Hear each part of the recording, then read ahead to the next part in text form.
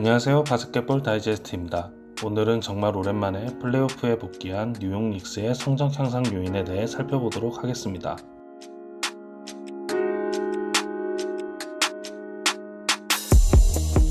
뉴욕 닉스의 공수 지표를 살펴보면 공격, 수비 모두 지난해에 비해 향상된 것을 확인할 수 있습니다.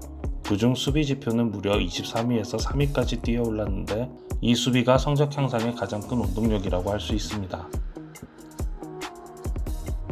닉스의 수비는 최소 3명 이상이 페인트존에 밀집되는 형태로 페인트존 뒤에서 수비하는 태거 3명이 모두 페인트존으로 찾아서 수비하는 박스 모양의 대형을 기본으로 합니다. 어떤 상대팀을 맞이하든 모든 선수들이 3점 라인에 있는 자신의 마크맨을 세깅하면서 페인트존으로 내려와서 수비하는 모습을 볼 수 있는데요. 이 수비는 닉스 수비의 가장 큰 특징입니다. 이 장면을 보면 RJ 베럿이 자신의 마크맨을 버리고 자유투 서클 부근을 빅맨과 함께 수비하고 있는데 이런 수비를 노미들 네일 디펜스라고 합니다. 페인트존 중앙으로의 드리블 돌파와 그에 이어지는 킥아웃 패스를 막아내는 것이 이 수비의 목적이고 뒤쪽 라인의 수비수들도 전부 페인트존 쪽으로 몰려있는 모습이 상시 목격되는데 페인트존을 이중으로 감싸는 수비라고 설명할 수 있습니다. 상대 포스트업 공격이 시작되면 볼이 있는 사이드로 4명이 올라오는 장면도 흔하게 목격되죠. 이처럼 지난 영상에서 설명한 3점을 버리는 수비와 같은 원리로 3점을 헐겁게 막으면서 페인트 존을 봉쇄하는 것이 올 시즌 닉스 수비의 모토이며 닉스 호성적의 원동력입니다. 노엘 깁슨 등 노련한 센터들의 영리한 그라운드 커버와 나머지 선수들의 적극적인 태깅이 내내 돋보인 시즌이었습니다.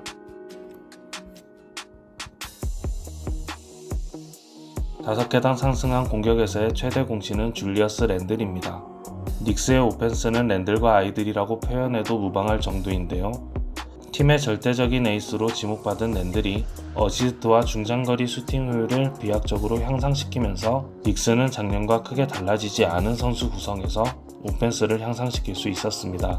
랜들은 리그에서 두 번째로 많은 아이솔레이션을 시도했고 닉스는 랜들의 프리 오펜스와 킥아웃 패스를 스파다 3점으로 연결시키는 아주 심플한 전략으로 가진 자원을 최대한 활용했습니다. 닉스의 오펜스에서 가장 많은 비중을 차지하는 것은 스팟업인데 랜들의 패스를 받는 레지 블록과 RJ 베럿, 데릭 로즈 모두 3점 커리어 하이를 기록하면서 힘을 보탰습니다.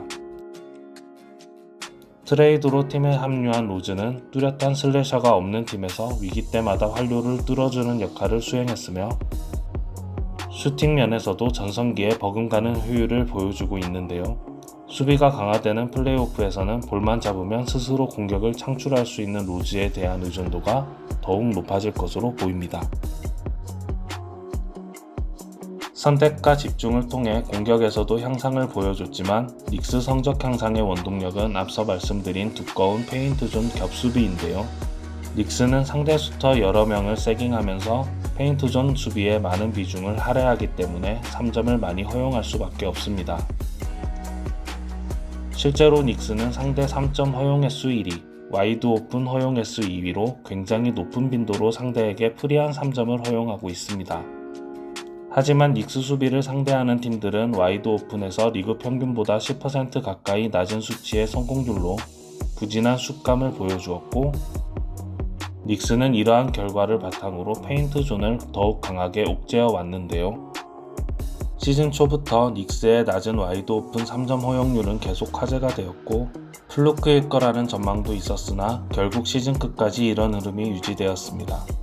닉스가 나쁜 슈터들을 잘 골라 그들에게 와이드 오픈을 허용한 것인지 아니면 닉스에게 운이 따른 것인지 확정지어 이야기하기는 어려우며 이는 프롭에서도 계속 지켜봐야 할 포인트라고 생각합니다.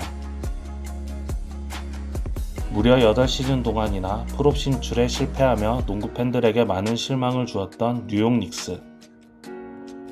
컨셉이 확실한 밀집 수비와 줄리어스 랜들의 브레이크아웃을 통해 오랜만에 프롭에 복귀하게 되었습니다.